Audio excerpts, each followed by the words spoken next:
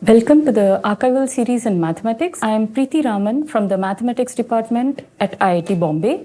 Today we are in conversation with the eminent mathematician Professor Parimala Raman. I am Amit Kulshrestha from Department of Mathematical Sciences, IISER Mohali. Both Preeti and I were nurtured into mathematical journeys by Professor Parimala, where we were students at TIFR Bombay. She is a very distinguished mathematician. She has many prizes such as Bhatnagar Award, the World Academy of Sciences Prize, and on two occasions in 1994 and 2010, she was speaker at International Congress of Mathematicians. Professor Parimala is a renowned algebraist and her work is in the junction of algebraic geometry and arithmetic geometry. Later on, she moved to Emory University and currently she is Arts and Sciences Distinguished Professor at Emory.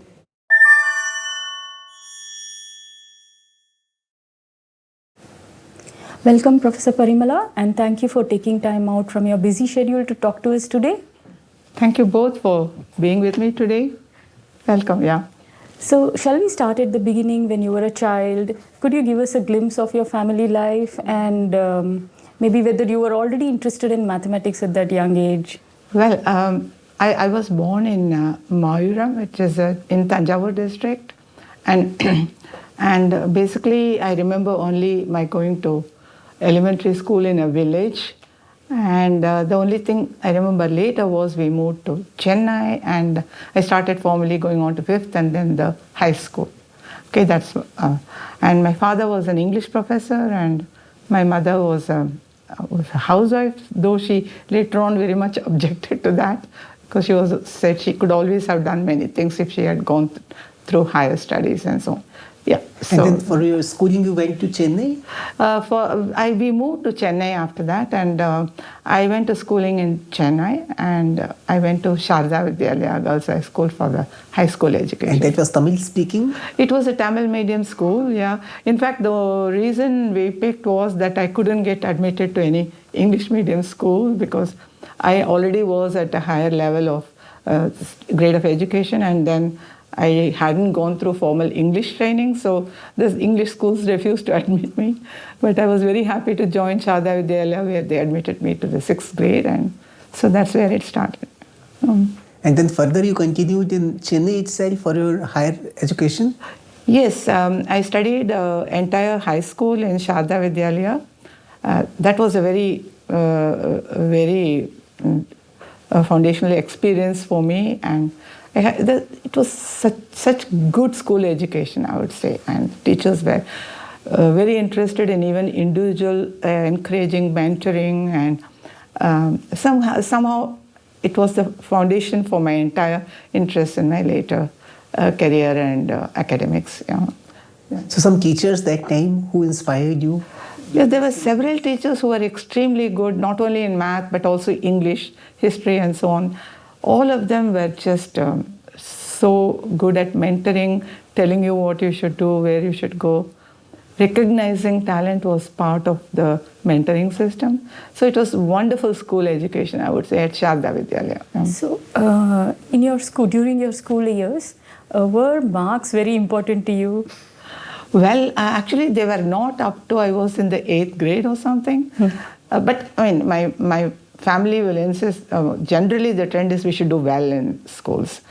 But after the 8th grade, some kind of peer pressure with other students and so on, I enjoyed getting good marks and rankings and all these things. It's part of the system, you can't avoid it. And So you were equally good at all subjects? Oh, I liked all the subjects, but somehow mathematics was something I could do with ease.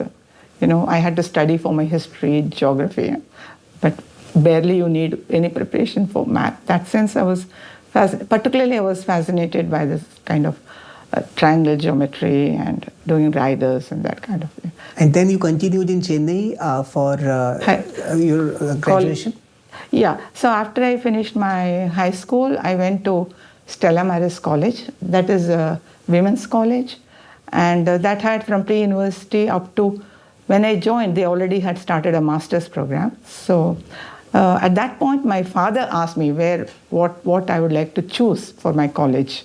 because we had to already branch off. It's not like a liberal education. Yes. We have to branch off to either science, math, or arts, English, and so on. So I told my father that he's sort of thought that probably for girls either teaching or medicine are good professions for. That was his way of thinking, and I just insisted that I wanted to go for a math major. He said it's perfectly fine. He was sort of very broad in his outlook of what kind of education I get. He gave me full freedom. So I chose mathematics and I went to Stella Maris for my undergraduate and master's study. Yeah. So this would be around 1970s or even before? Before. 70 was the year I graduated with M.Sc. Right. Yeah. So was it very common for parents to exercise that much freedom for their... I won't say it is, even to go for higher education like masters and so on, it is an effort and not all families would let them do it. So, but I was lucky and so I could just do whatever I wanted to go forward with. Yeah, it was not very common, yeah. Mm-hmm. So you went to school in a Ramakrishna mission school, right? Yes. And Stella Maris is different. Very type different. Of culture.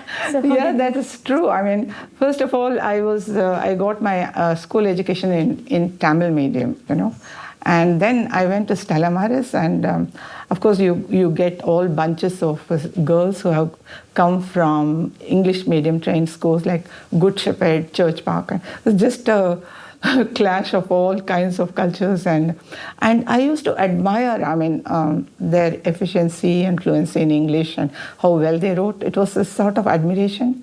And after a year or so, the difference wanes off and everybody is on equal footing. It's only the initial year where you have to adjust, yeah. So there you had some good teachers again? Once again, there were some very fine teachers. Not only, there was one, I'll come to talking about Miss Tangamani a bit later. She was one of the inspiring teachers in mathematics, but there were also some very good inspiring teachers in English and Sanskrit.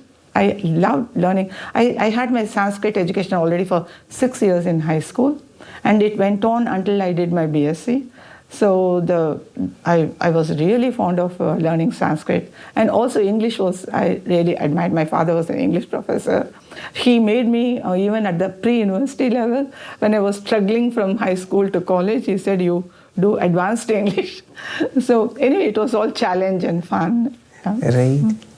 So those days, Vivekananda College used to be quite famous for creating mathematicians. Yeah. So were you able to interact with people in Vivekananda College or the visitors there? Yeah, Vivekananda is a men's college. Right. So I couldn't have gone there. But anyway, at the M.Sc level, they were offering an intercollegiate course. Okay. And that year when I was entering, they started algebra course, as a special topic. And Professor Subramaniam was there, very, very great teacher.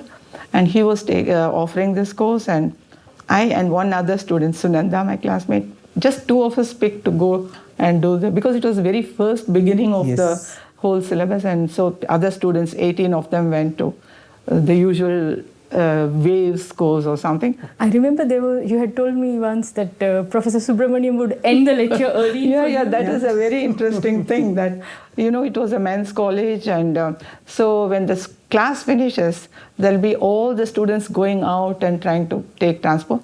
So there'll be a rush.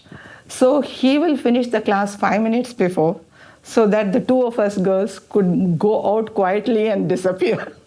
It's a different world altogether those days, and protected atmosphere. It's just... Which was also a very caring attitude towards his He was very, very caring, yeah. So, wonderful person, yeah. Yeah. So algebra was not usually part of curriculum those days? No. This was the first time I was introduced to what we speak about as algebra in this course. Right. And then how did you become interested in algebra or in research mathematics in general? Well, I was interested in mathematics. That was all that I wanted. I was also interested very much in Sanskrit. And in my college days, my Sanskrit professor used to insist that I should try to go for Sanskrit study further because And so somehow at the end, mathematics won, and I decided. But even then, it was not my great ambition to go into a research career in mathematics. Also, I see it was the tradition in Stella Maris for very good students to be hired back into the system for teaching, and that was a target for me. I was a good student. I should come back as a teacher in Stella. That was my goal at that time. So when I finished the M.Sc exams, and I tried to meet with the principal or the sister who was responsible, somehow she said probably will not recruit anybody this year. I was very surprised because almost every year there were recruitments. They used to come back, the good students. It didn't happen, and so I was disappointed. And then my father said, "What do you want to do?" I said, "I want to continue with research." He took me to various IIT and math science.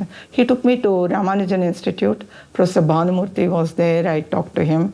So I chose to go to Ramanujan Institute to continue my research. So I'm surprised that Stella Maris did not hire you. Oh, there is a story behind it.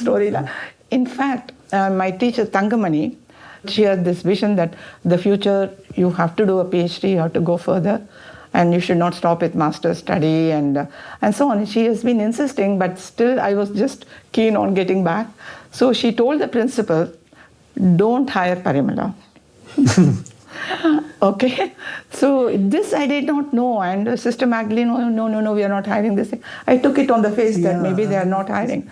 Few years later, maybe 6 or 7 years, when I went to see Ms. Thangamani, she said, "I told her not to hire you." So this is what happened in Stella Maris. Anyway, whatever it is, I went to Ramanujan. That also, this is a local choice because I wanted to stay in Chennai. That's the natural choice. And so that's where I started, yeah. So there you continued for some time in Ramanujan Institute? No, I think it was a very interesting experience in how I came to know about Tata Institute. Yes. And so it was just during that time. So when I joined, there were 2 professors from Tata Institute who came for a couple of months or so to give series of courses of lectures. The first one was Professor Ramanan from Tata Institute, the first part of it, and in the latter part, Professor Varadarajan, he came to give a course of lectures. Ramanan spoke on maybe, I don't remember the topic, something to compact Lie groups and whatever. And Varadarajan, I think vaguely remember as topology of manifolds, K-theory of manifolds or something. So this were a little above my head because I was going through the basic, you remember the kind of M.Sc mathematics we learned. So I was learning some basic courses in some measure theory. I remember Professor Rangachari taught me measure theory in Ramanujan Institute. Professor Panchapakesan, he taught me functional analysis. And then there is Rangan, Professor Rangan, he taught me point-set topology. So I was in the learning process and these courses went off my head. But, Ramanan, I used to go and talk to him. "See, you're saying something about spectral sequences, I don't know." So he will call me one evening and 4 to 6, he will teach me how you learn homological algebra. The whole homological algebra per lecture will be in 2 hours, basics, and to go back and read this. So this kind of, it was very inspiring for me to, that somebody could just spend time with me and teach the very rudiments of certain topics in a very quick fashion. So I was very inspired by these mathematicians. And when Varadarajan came, it was even, he took a special interest.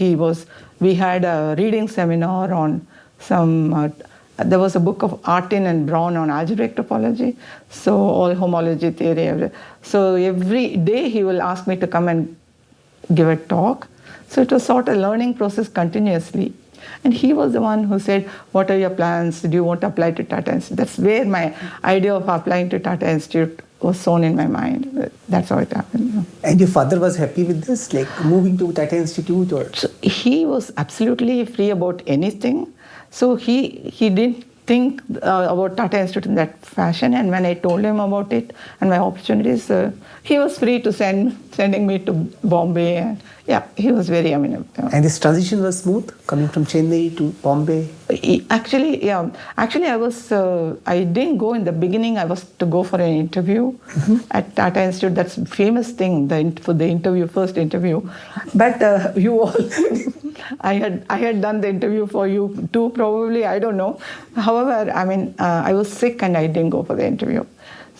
But then Professor Sridharan came there and he talked to me and he said, you didn't go for the interview, what are your plans? Do you want to go? I said, where is the question? I haven't. So he said, I'll talk to them and find out. And in fact, within a few days, I got a letter from the Dean, Professor Narasimhan. You're asked to, as a visiting scholar for a year, you could come here. So I just went. That's how the transition. The transition was sort of quite something because I had never stayed away from my family. And also sort of, I was in the middle. In February I went and the lectures were very fast. Some of them I attended, some of them the summer started and other students were preparing for their interviews and I was sort of left alone. So I decided I will not continue, I'll go back. Okay. And then Sridharan said, you go back and think about it. And I went back for 2 months and I realized that I had nothing to do.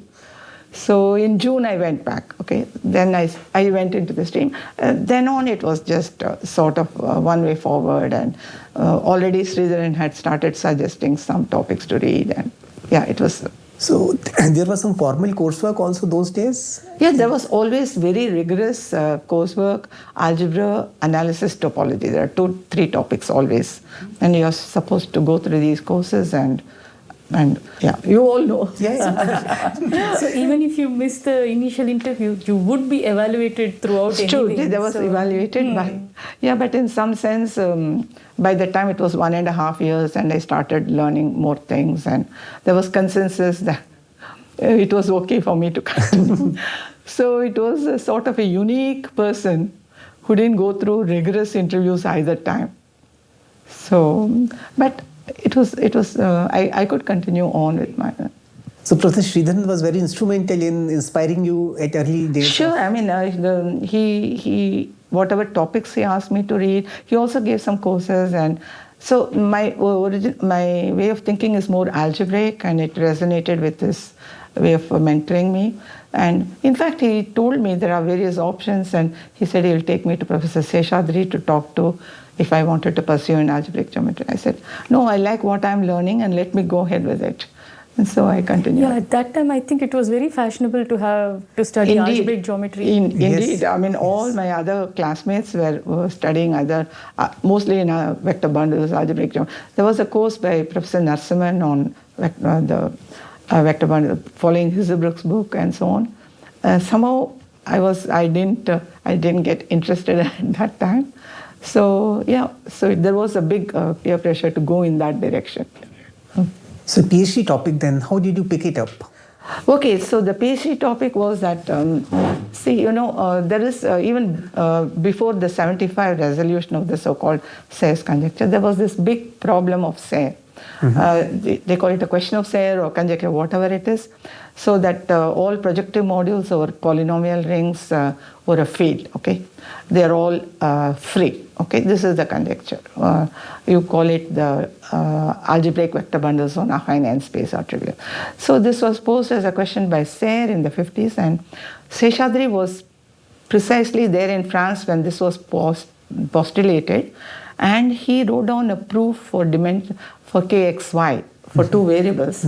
And literally Serre read through the proof and commented, you do this, and then it appeared in, it was published. So that was the first contribution to Serre's conjecture. And since then, the mathematicians, algebraists and the Tata Institute were all interested in this question and so on. And in the meantime, if you take a polynomial ring in 2 variables or a division ring instead of a field, this is just a contrast, non-commutative situation.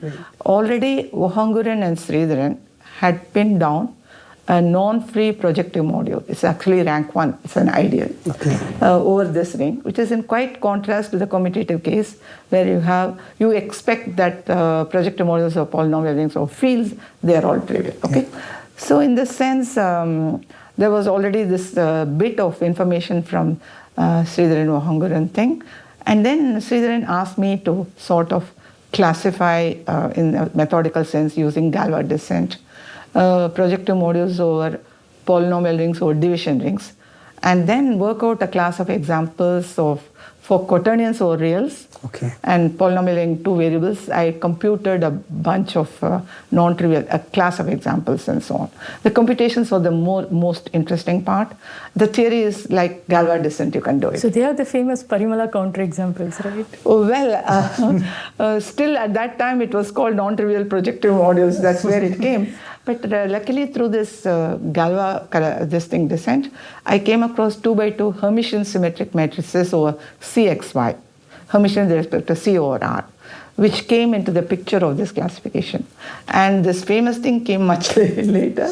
Maybe it's a story to tell also, maybe. So, so when Serre's conjecture was solved in the 75, 76, so huge enthusiasm in TIFR because this is a problem people were very aware of and very excited about. And then there were lectures on, Professor Balwant Singh gave a talk on this Quillen's proof and so on, and there was also Suslin's proof, which is quite complimentary. At that point, Hyman Bass visited Tata Institute for 2 months, and he came with this excitement. And Raghunathan was also equally interested in this endeavor. They wanted to prove a similar statement for principal bundles, G bundles, in the same the affine n space, whether they all come from a point or something, pullback of a bundle. So they wanted to do it naturally for G bundles, and they seriously started working, talking on the, the TIFR corridor experience of exchanges and so on. We heard loud discussions between the two of them, and Bas was very keen on this. Anyway, so Sridharan came to my office and he said, your 2 by 2 Hermitian matrices should give examples of orthogonal bundles, which should be non-trivial, which should not come from R. They cannot pull back from it. So you just work it out, okay? So we had this big computer sheets, very large ones from the computer section. They had this printer. Then I needed those in order to do this work because they are big matrix computations. Finally, I could write down the corresponding symmetric matrices. I could prove explicitly they were not extended from R. They were indecomposable. Okay. Then he went and told Bas and see, look, she has examples. He said, I'm very depressed. The whole program. No, but the point is, that is the first time the realization that there is an obstruction to this problem of extending bundles from the anisotropicity of the group, came from. So they realized it. They could have realized it from Ohangren Sridharan example, but it didn't strike them. But when I built it into orthogonal bundles, they just said, okay, you can also do it as a SL bundle and so on and so forth. That's how the whole excitement started about the Serre's question and quadratic analogs. Yeah. But how did you get the intuition of constructing such matrices? No, this was no intuition because I was systematically doing Galois descent. And these Hermitian matrices came up in a very natural way in this Galois descent. And then connecting it to symmetric matrices, and there was natural extension, you know. So, yeah. Right. So that's when you finished PhD, it was like 1976, 76, yeah.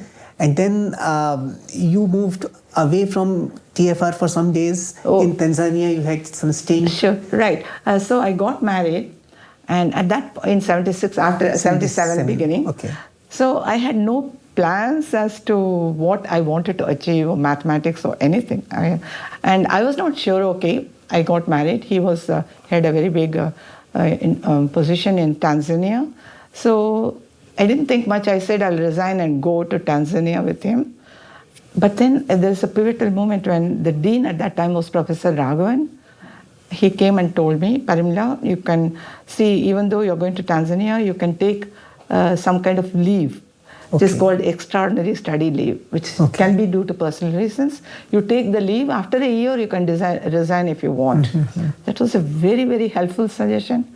So I went with him to Tanzania. And then in 6 months, I got an invitation from ETH Zurich to come for a year as a postdoc. Raman had a very good job in Tanzania, and there's wondering what to do about this change, and he said something which I can never forget. He said, I could get a job anywhere, anytime.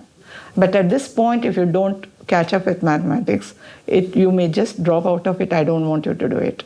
So I'll resign my job and I'll go with you to to Zurich.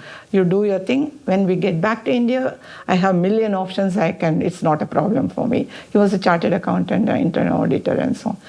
That was the real moment when I could get back to this situation. Doesn't happen for many girls. Yes, even now. But I was lucky in some sense that he was so appreciative of my mathematics. And so we both went to ETH Zurich for my first year of postdoc outside. Right. So and that was a very good point because I started interacting with Max Knus and Manuel Ohanguren. The Ohanguren was a long-standing friend of Sridharan already. And this kind of association, we lasted in a long-standing mathematical collaboration for several years later.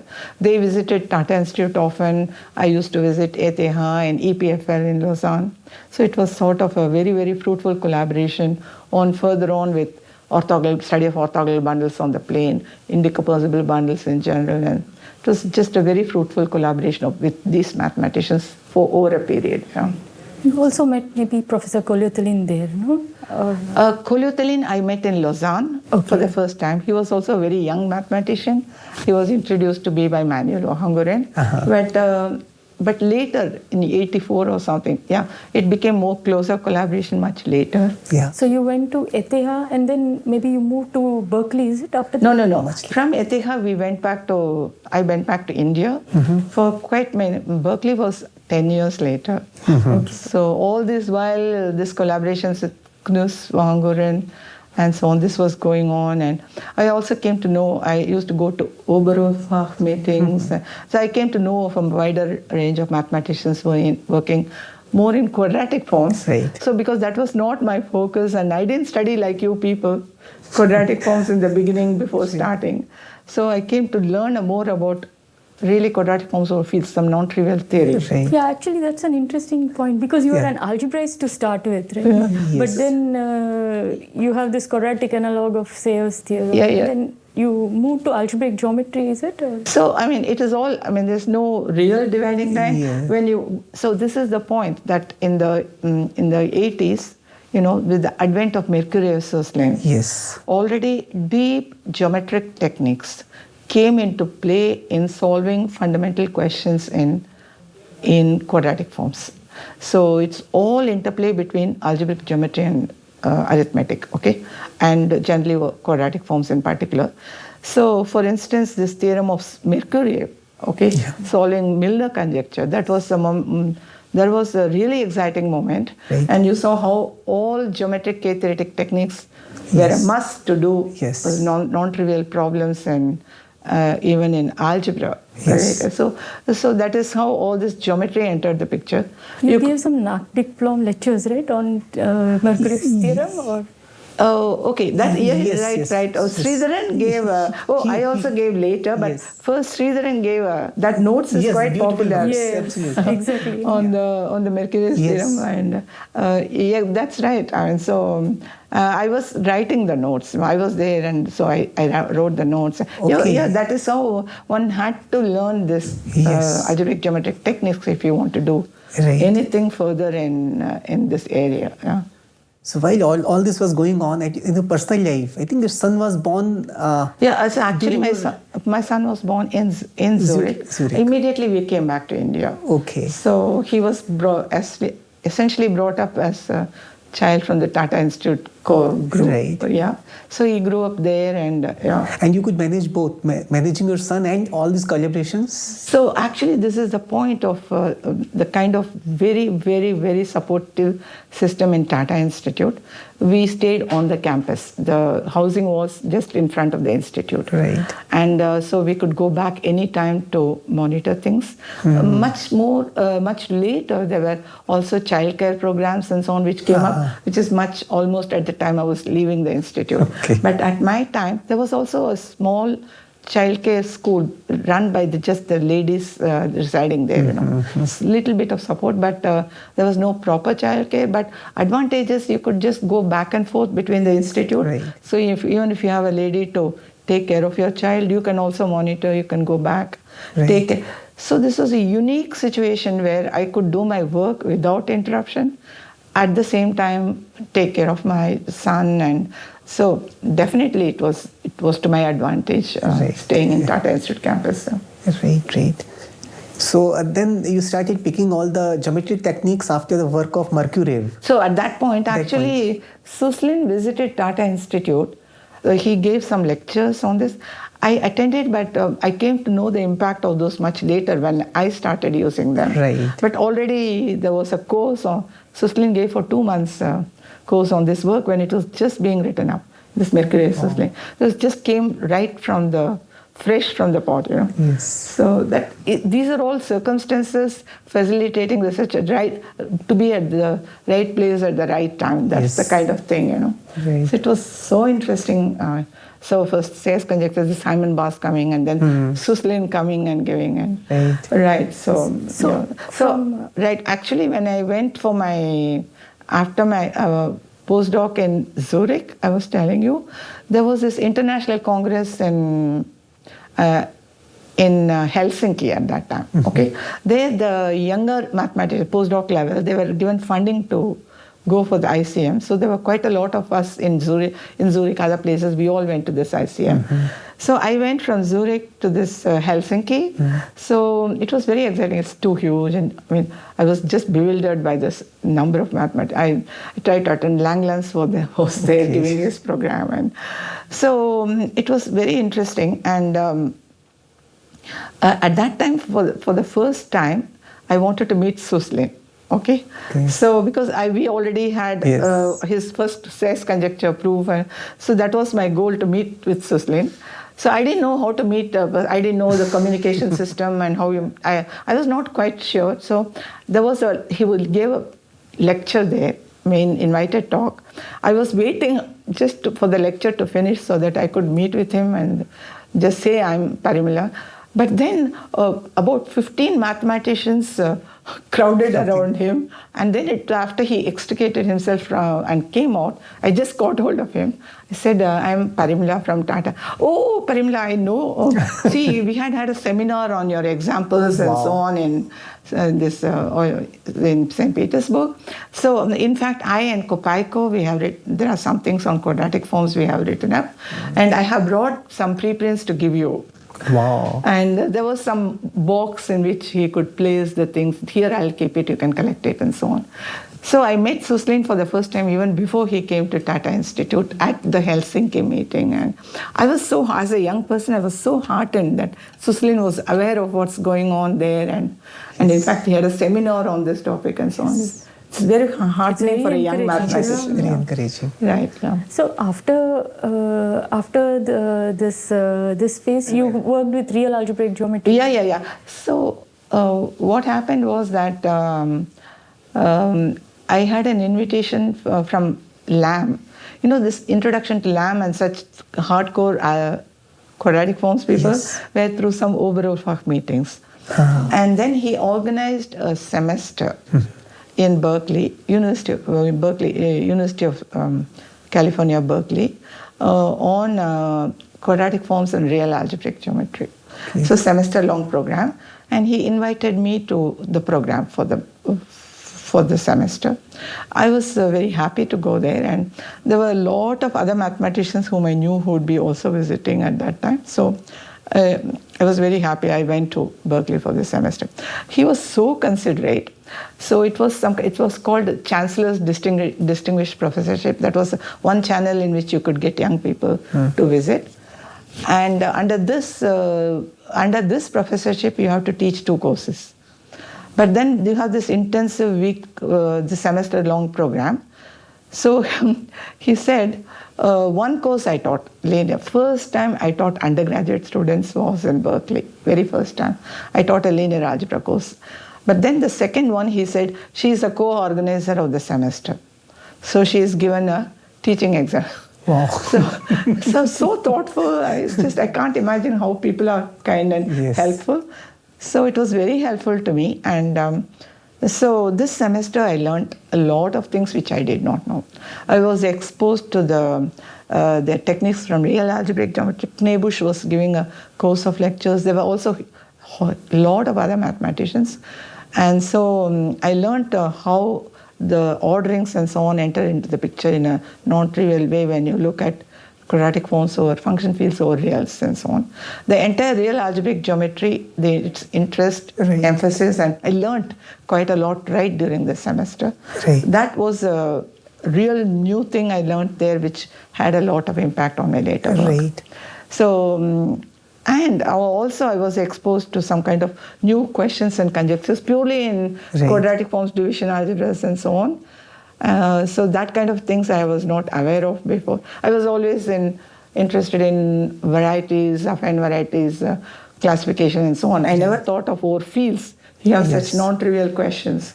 So this kind of exposure to new aspects of problems, it came through this visit to Berkeley. So was that the place where you wrote that real components? Right. So that is one thing I want to mention, that when I came back, so as a follow-up of whatever I had studied, learned new in this thing, then I had some thoughts on certain things about quadratic forms, or function fields of three-folds and so on. There were some things, and then Kolyutalin pointed out there is something I had to modify in something. A conversation, it was through written mail, snail mail. And when I sent a letter, finally I wrote up something which uses a lot of this orderings and this Arison signature, all those things. Some things I wrote up in a piece of paper and I mailed it to Kolyutalin. After 3 months, I get a response. He said, I didn't look at it for a month and I read what you have written. Oh, this is what it leads to Parimala. I'm very excited. And that's where it started. So we started collaborating on this. See, nowadays it is just momentary, you know. You just have a thought, you type out an email. So you don't know for 3 months whether he 3 months, I didn't even know what I had written made sense and so on. I was, and then he visited Tata Institute. That's where it happened that this famous result of wit in the 30s. It is very simple. You take a real algebraic curve, projective curve. Take the real points of the curve, because it's a bunch of ovals, and then whether you can separate the ovals by rational functions. That is difficult. And what Witt said was you can separate them by the sort of division, Brouwer group, okay? Division algebra. You can choose quaternions on the function field, which will separate out what is when you specialize a quaternion at a point or is. It's either a Hamilton quaternion or matrix algebra. So depending on it, you assign sign 1 or minus 1. So this will separate the components, not really functions, but the Brouwer group.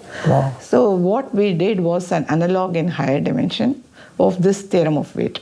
So instead of Brouwer group, the so-called unramified cohomology entered the picture. And we proved a theorem which was sort of satisfactory, separating connected components by the higher unramified cohomology. So this was all because of the impact I had from Berkeley. And everything triggers something later, you know. So it was very satisfactory. And also at that point of time, I also learned about some questions about division algebras with involutions, you know. It's a very classical object, just like quadratic forms. The question is, there's something called the discriminant of, it's an invariant, like discriminant of quadratic forms, there's a discriminant for involutions. And to what is the range of these values of the discriminants as you vary the involutions on a division algebra? This is the question. Lamb raised it in Berkeley as an open question. We do not know what are the values and so on. I came back and with Suresh and Sridharan, we gave a complete answer to this question. Basically, all reduced norms up to squares. This is complete. I mean, that really evoked, once again, letters, you know. I sent the proof. It's not long. It's very, I sent the proof to Tignol, who was there in Berkeley, who was later a collaborator also. Tignol, Lamb, Saltman, quite a few people, Manuel Ohongurin. So Tignol said, this is like a work of, it's like poetry, Parimala, this proof. I mean, this really, very simple. We felt so happy. And somebody says, this proof is nice. You know? So anyway, that was one of the outcomes of my interactions in Berkeley and bringing back some questions and so on. So this would be like early 90s, 91, 92. 92, yeah. And that's when you also met Eva Baer for the first time? So it was, I met Eva Baer for the first time already in 80s. I used to go for Oberolfach meetings. She was also a young postdoc from Lausanne. So we used to meet on several occasions.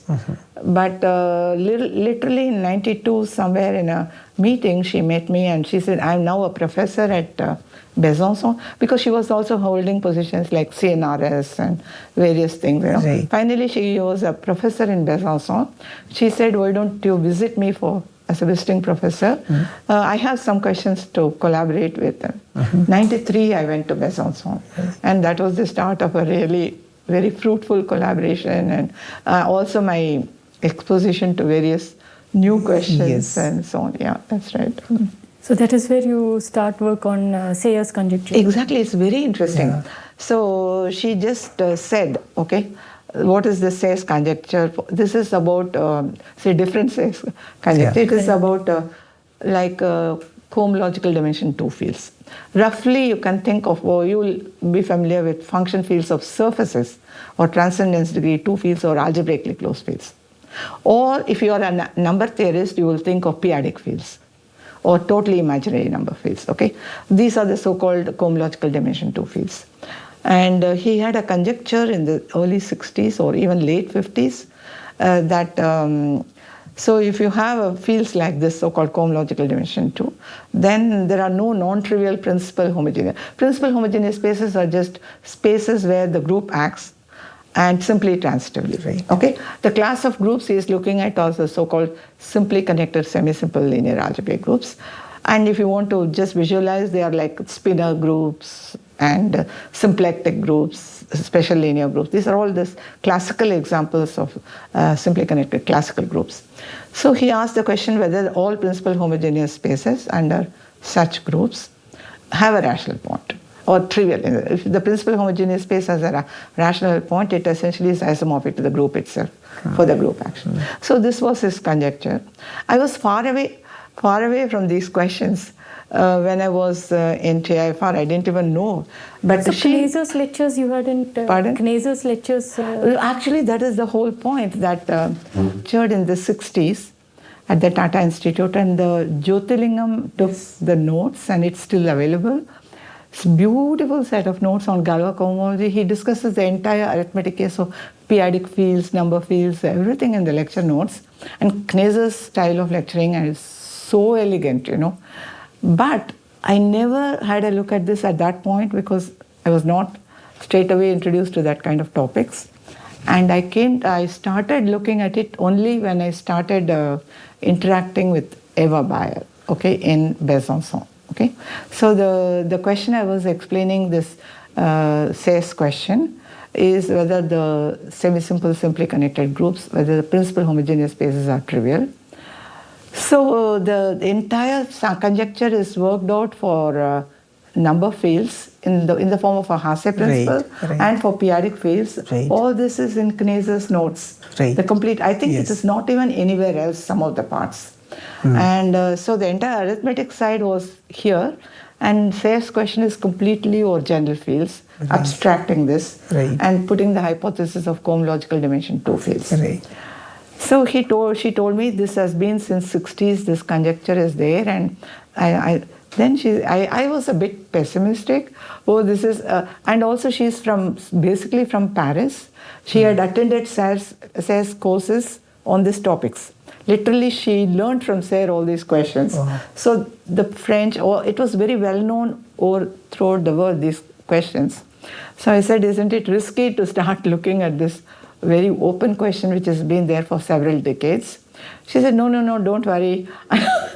So she had a strategy to start with, you know, which is amazing. She said, you have some preprint with Suresh and Sridharan, where you must be knowing this, Preeti, you know it very well, this question of exact sequence on weight groups, which connects Hermitian, unitary, orthogonal, all of them together. We constructed this sequence for weight groups in another context. She said, this could be used, I think. That was really very, very good intuition on her part that this could help. But then we started discussing it in certain special cases and so on and so forth. That's how the interaction started. And finally, And also, I mean, I should mention that if I had learned this approach to number fields, Right. I would have been stuck because Yes. I would use the techniques which were there for number fields, Yes. where they had some isotropicity for many groups, subgroups, and so Yes. on. That's what harder uses to Yes. solve some of these questions. But because I was not aware of these techniques, we just started just straight into the general case, Yes. and so the approach was pretty different. Right. And so, in fact, our intuition was right, and Right. we could use this exact sequence to build up an inductive step. Right. And then at that moment, the kind of Mercurius-Suslin results and so on, further developments, Mercurius contributions to R equivalence, all those things were already starting. All those facts were together at that time available to us, which made us make a big jump and prove the conjecture completely for all classical groups. Okay, it was a complete result, and we did within 2 to 3 months. We finished the project, and in fact, during the ICM 94, Serre said, I want to talk to you both because I'm going to give a Bourbaki talk on Galois cohomology. I want to check with you about certain things about your paper before including it in my talk. And he had a discussion, and he was very happy with her. Anyway, so this was the beginning of our collaboration on this topic, which was very fruitful in the beginning. Yeah. And then for virtual cohomological dimension too, also these things. Yeah, so I visited Besançon every 2 years for a couple of months during summer because it was going very well. And Colliot-Thelin raised the question. So whether you can also look at it as a Hasse principle if you have orderings and so on. That was technically more difficult. Yes. And finally, we could also prove it for classical groups. In fact, for if you take reduced norm question, it's one of the SLD questions. Local reduced norms or reduced norms is Hasse-Marschilling just for number fields. Exactly a similar result if you have a condition satisfied over real orderings, then you can prove it's a reduced. It's just a remarkable statement. Yeah. Anyway, we could just push it through for all classical groups, this conjecture of Colliot-Thelin. Yeah, that happened later. So was this also the time in 94 when you had given your first talk at the ICM? Yeah, that was the first time between these two, 93 and 95. Yeah, that ICM, that was a big excitement. Maybe we'll come back to it. Yeah, sure. Yeah. But during the same time, you were also working on U-invariant questions. Right. I mean, so this was going on, this collaboration for a while. And then I think in 96, I don't remember exactly the date. So I got an invitation to visit Newton Institute, Cambridge for a while, 3 weeks or something. So they had a program and John Colliot-Thelin was organizing it. And so I went, and Suresh also came for the same program. So it was beautiful. The institute was I visited later again, and it was the same experience. Beautiful research institute, beautiful place. And so at that point, this question of zeros of this U-invariant. So U-invariant is basically you take quadratic forms over a field, and if you have a bound such that large enough rank quadratic forms have a zero, that critical bound is called the U-invariant. Okay, finding zeros of polynomials is the eternal quest of number theorists or geometers. So this was so if you take special fields like p-adic fields, you know that every form in 5 variables has a zero. Yeah. Okay, so the question which has been for decades open was, if you take function field in 1 variable over p-adic field, typically you take qpt, rational function. So it was not known whether large enough number of variables quadratic forms admit a zero. Okay, so the expectation as it was Kaplan's, I don't know, there's no direct tracing, but expectation was every 9-dimensional quadratic form. Right. So even finiteness was not known until this period, late 90s, and when we visited the Newton Institute, there was this tremendous result. This is again another interesting thing. Professor Saltman, he visited TIFR. Okay, and he proved a theorem which was very fundamental to the whole story. He proved some kind of a period index bounds for Brouwer groups over such function fields of literally, and I asked him to submit it to the Journal of the Ramanujan Math Society. He agreed. did, yes. It appeared one of the most quoted papers from the journal. Yes, And that had a very great impact. And there was this Detlef Hoffman, you all know, Detlef Hoffman and Fungil. Yeah. They could use this Saltman's result Right. to prove that if you take at least 23 variables, quadratic forms represent zero non-trivial. Right. So finiteness was pinned down, okay, because of the results of Saltman and these people's work. Right. So when we went there, so we came across this question, and so we started. Kolyuthilin said, "You look at." We saw Hoffman's proof just at that point, Fungil and Hoffman. So Kolyuthilin said, "You should look at this question. It's very interesting." I and Suresh started discussing right there, and slowly it evolved that we could prove that every 11-dimensional quadratic form has a non-trivial zero. Yeah. So the U-invariant is at most 10. Which was just a big jump, and this appeared in the IHS. There was people really liked this result, but we are not at the right bound still. Okay, this happened basically during our visit to Newton Institute, coming back and completing the paper. Right. So by that time, it was not known that it can be odd also. Oh, there were a lot of questions around that area. This is what I wanted to say at this point. Most of the non-trivial conjectures and things were solved by this advent of the Russian school, using heavy K-theory algebraic geometric techniques. Okay, so things were just falling apart. The proofs were given, many conjectures were solved. So all the impact of algebraic geometry. So, for instance, there was an age-old question that the U-invariant is always, that is the invariant I just described. It's always a power of 2 and so on. And then Mercury gave the examples where it could be 6. And then the question whether it's always even was the next question. And then Isboldin came up with the proof that it could be 9. And then Vishik came up with a lot more machinery from motives and so on. So to prove that certain odd integers will be U-invariant, but still the complete list, I don't know, I'm not sure, but so they have a lot more things which can be U-invariants, which are odd. But even by that time, QPT is 8. No, still QPT equal to 8. So those kind of results are completely geometric. So general fields, okay? But when it comes to fields like QPT, is more arithmetic involved. So they come under a more general, specialized umbrella of arithmetic results, you know. You use the properties of the arithmetic of the fields to do something better. Even this period index questions for QPT. Such fields, So then you revisited U-invariant question much later as well. So this was when I had already moved to Tata Institute, moved to Emory University. And so I invited Suresh to visit me for a month. So because he was teaching in Hyderabad and he came during the month of May. This question, he and I were independently always worried about all the time, you know, this U-invariant. But it was not on the surface. So he visited Emory. And we started looking at this question. There was something which clicked. It was actually a question by one of the postdocs there called Kelly McKinney. In some other direction, she asked some question. And then we came back and, this has some connotations to what we were looking at for U-invariance. Something clicked. Then we started thinking seriously. Before the end of his stay, we could prove that the U-invariant is 8. That was just tremendous excitement for us, you know.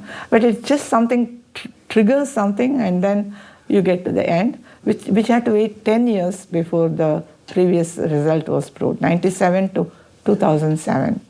But the techniques are very different.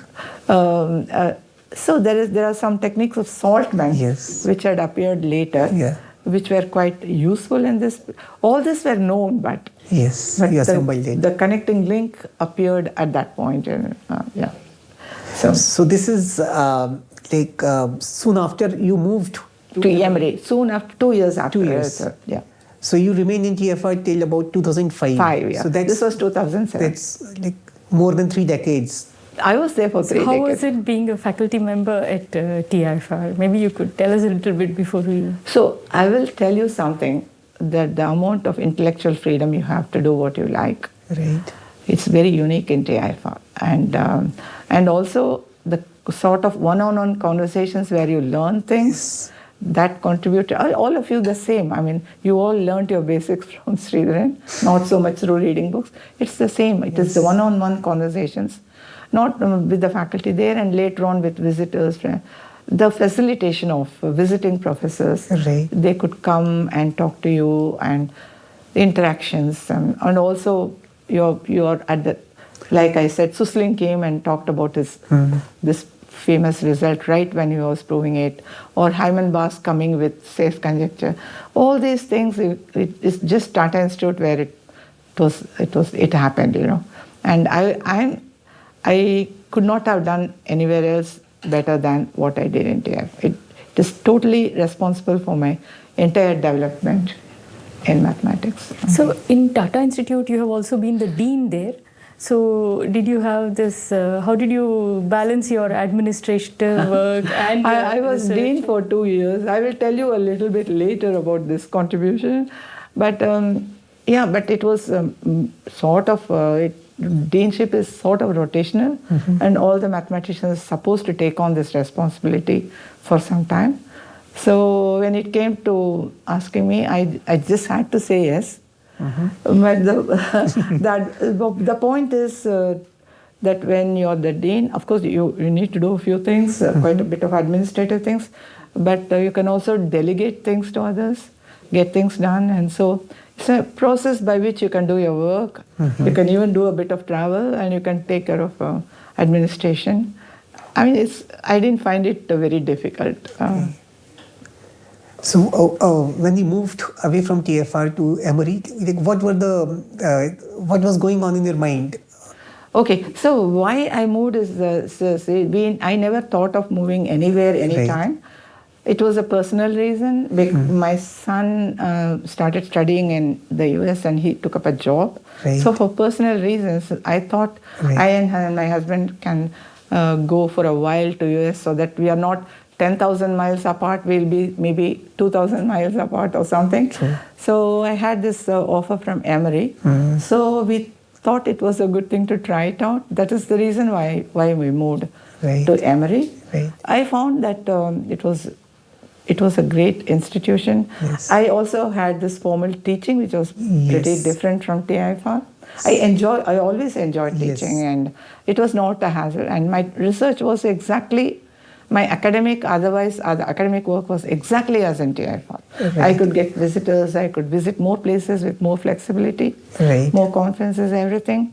And the teaching was also a way of channelizing your focus. And so I enjoyed my move eventually. I mean, so it was not too difficult academically too. So it was because of your son. So I remember your son has been quite an influence in your... Well, I can keep talking for 3 hours about him. So at Emory, you continued with your existing collaborations, and you also came up with new collaborations. You know, we had a sort of a new research group formed. This is because there was we were interested in function fields of p-adic curves already quite a bit. And so there was this theory of patching for fields, new techniques, which Harbater, Hartman, Krashen, they came up with for tackling questions on homogeneous spaces or such fields. It's something new. This patching fields is in terms of finitely many overfields, okay? Instead of local, global, which is like completions of fields you take, but here it is a finite set of overfields where you look at whether your space has a point and you try to conclude over the base field. It's a very nice new technique, and I had read the paper because Danny Krashen, they sent me the paper to read because they also had an application for the U-invariant using this technique. So I saw this, and at that point, Suresh was already in Emory probably around that, maybe visited again, and Kolyothalin also visited. So I told Kolyothalin, look, let's read this, because they are doing it for the patching setting, but our questions are for completions. So let us look at it and see where it goes. Great. So we did make a real progress for quadratic forms, saying using these patching techniques, we can prove that a quadratic form which is isotropic or all completions in the traditional sense is isotropic, okay? So this patching methods entered our picture because it gave real tools for us to solve problems over function fields or such complete discrete valued fields. So this is how our collaboration, Kolyotini, I and Suresh started from this end, and Harbita, Hartman, Krashen, they were doing this. Finally, we pulled our efforts together and we had a long standing about 5, even now the collaboration goes on about various questions, whether we could just do it together, settling various things connected with this kind of questions about function fields or complete fields, you know. It's an ongoing thing which had been very, very fruitful, So what kind of fields are you tackling with now? Because earlier you were having a cohomological dimension and cohomological dimension too. But this is function fields of curves or periodic fields already is dimension 3. Cohomological dimension 3. That is one aspect of it where there are some arithmetic questions. Another aspect is completely look at function fields of curves or any complete discrete value. There is no arithmetic there. The residue field could be general. So there are wider questions and these are the type of questions we are looking at. There's no dimension control because the base field is general.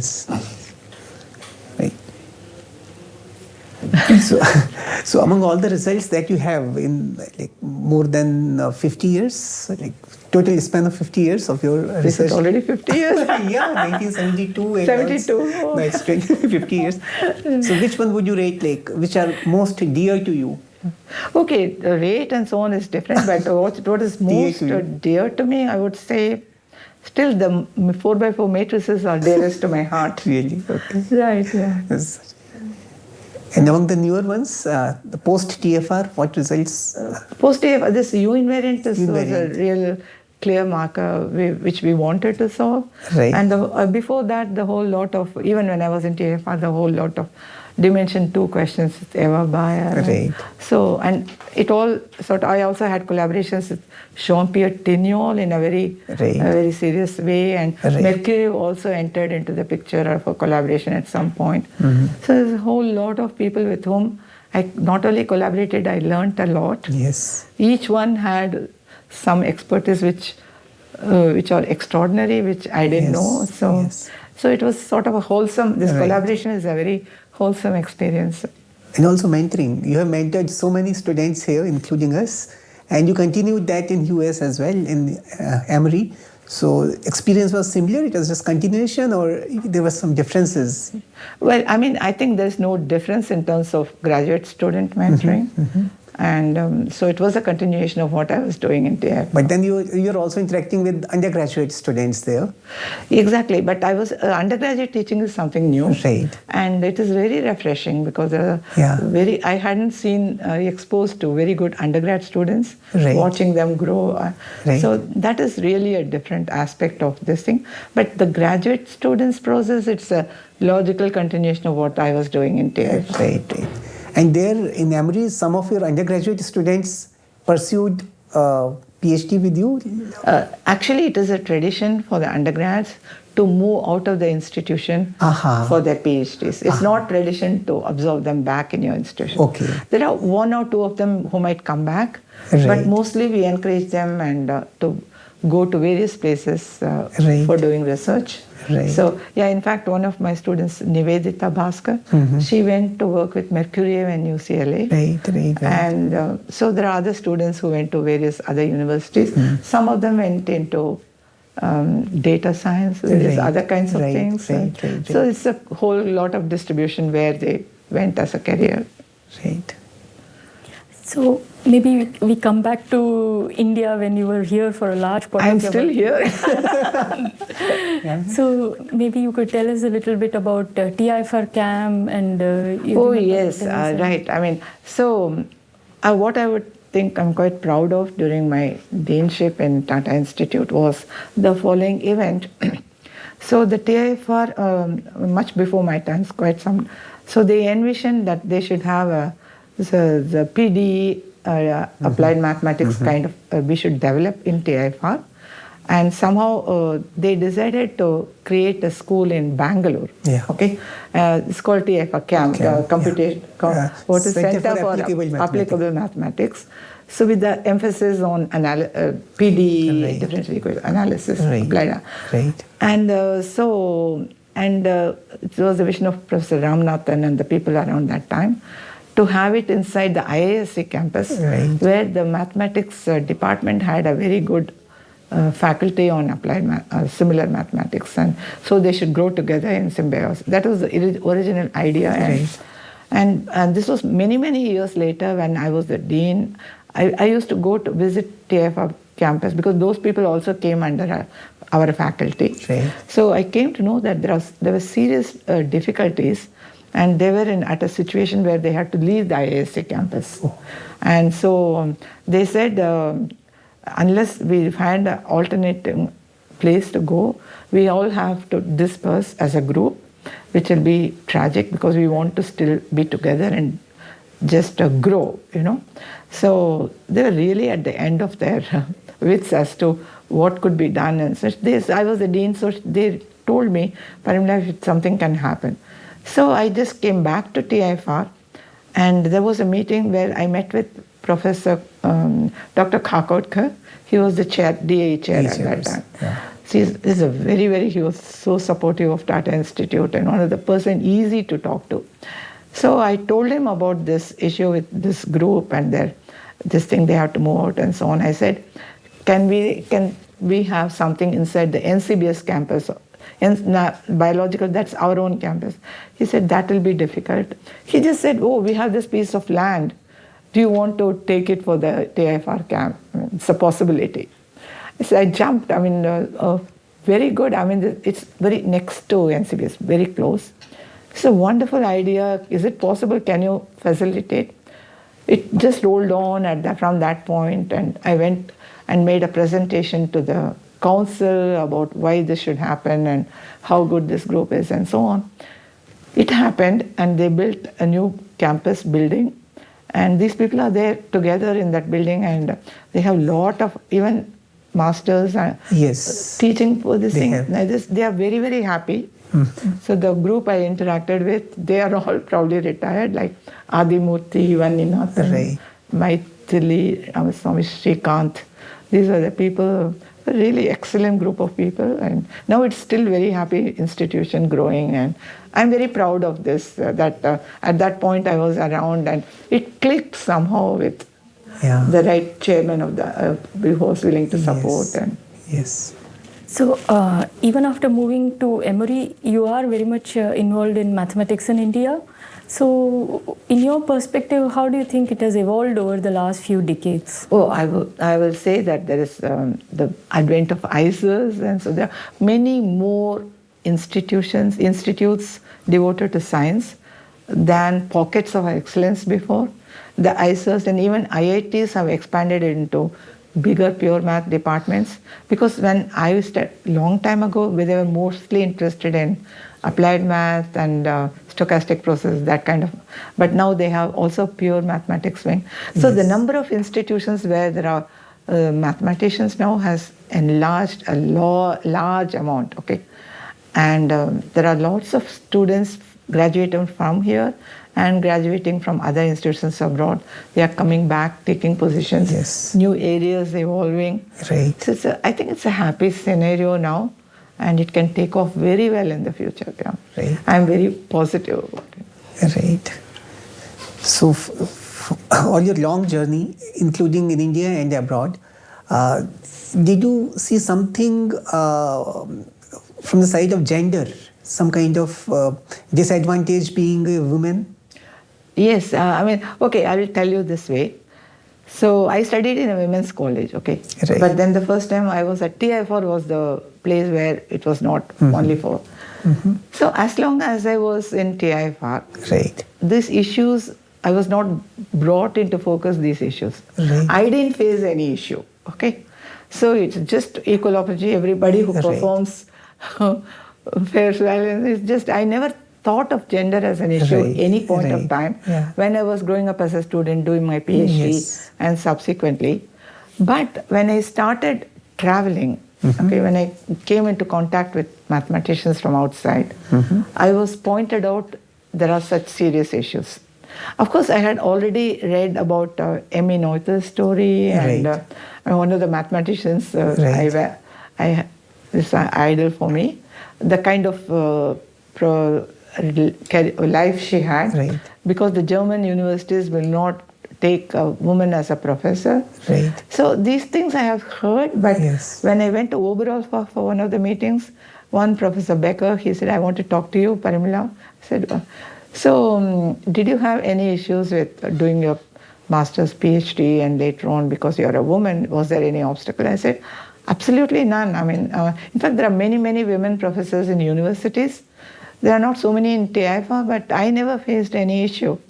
So he said, today, this was in 83, you should have the time scale.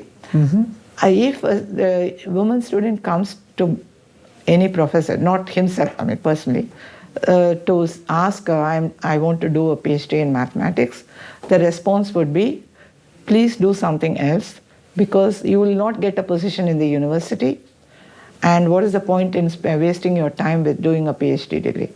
Okay, you cannot get a job. This is in Germany. 83. This is in Germany in 83. Germany in 83. So this was shocking to me, that a girl is discouraged from doing a PhD. Just discouraged. Of course, she can still do. I mean, that's not. But you will not get a position, academic position. It's just shock. Anyway, that's when I started knowing of issues, and later on, Eva Bayer was very much involved in encouraging girls in mathematics, women in mathematics. She used to tell me so many complex issues connected with this gender issue. I learned a lot of things later on in my life, not as I was growing up in India. In India, though, when you were studying in Stella Maris, already you had women professors and... Yeah, I was only with women. There were, no, even in universities later on, Bombay University had as many women professors as men. Okay, all the universities had. In fact, there was an ICM in Helsinki. I was saying there was a women's round table. They said all the East European countries, particularly Russia and so on, they had some very big participation of women professors at very high levels in all the universities. And the problems are quite related to the Western European part of the world, So that's what I heard in 79 ICM. So talking about ICM, you had opportunity to speak twice in ICM, once as an invited speaker and then as a plenary speaker in 2010. Yeah, so it was the first time I was invited to give a talk. I was really too excited to be part of it. And in fact, for this ICM, Manish and Suresh, a whole lot of Indian, my group accompanied me to Zurich, and Selmanov got the prize, which was again an excitement for us. So it was it was a true recognition for a mathematician, and then much later, this ICM Hyderabad, I was invited to give a plenary talk. I do feel really humble and very happy with this kind of recognition. And you have so many recognitions otherwise as well. You have Bhatnagar Award, which is the most... That was one which was which made me very happy. I was just at the beginning of the career. So I was quite happy with it, And on the international front also, you have TWAS Prize, the World Academy of Science Prize, and later on you also were part of Abel Prize committee. Oh, that is the most recent. I was part of the Abel Prize committee. So that was a very interesting experience, and I really enjoyed and learned a lot from the process. I was very honored to be picked for this committee. So that's absolutely fulfilling life academically and otherwise. I would say yes. On the other hand, mathematicians' life could be fulfilling without awards or recognitions, which happens for most mathematicians. So if you're recognized, you're happy, but you don't have to be recognized to be a great mathematician. Right? It's just mathematician in itself is a reward. And so that is the attitude of most mathematicians. So what advice do you think you would give to young researchers who are just starting out? So I would simply say, there are two things. First of all, about this this general idea of career-focused youngsters. There's this previous thought that if you go to mathematics or sciences, then you do not get this professional jobs and so on. Right. That has changed quite a Right. bit in the Right. world, Right. also in India. Right. So if you do a math PhD degree, you're more equipped to diversify into anything you like at that point, or to continue in academic career. And secondly, if you want to continue with mathematics, I want to say it is a wonderful career with a lot of good things. Right. Travel, interactions with world mathematics, world society. It's just a very, very, very satisfying career. And so I want to say it is a very rewarding career, and it's just absolute good thing if you're interested in math to pursue with a career in mathematics. But you need a lot of perseverance. Yes. Because it's not like a flashy thing, doing a theorem in a day. It's not like that. Right. You should have a strength and perseverance to continue. And then it could be really fantastic career. Right. So that's my advice to people who are really interested in math and continue in mathematics career. So even if someone is not doing a PhD in, say, pure mathematics, that person is also very well equipped to handle areas like data science, AI. Absolutely, all sciences, yeah. So it was really nice to talk to you today. It was interesting for me that I have so many stories to tell. Yes. And thank you both of you for also taking your time off. It's our pleasure. So, Yeah.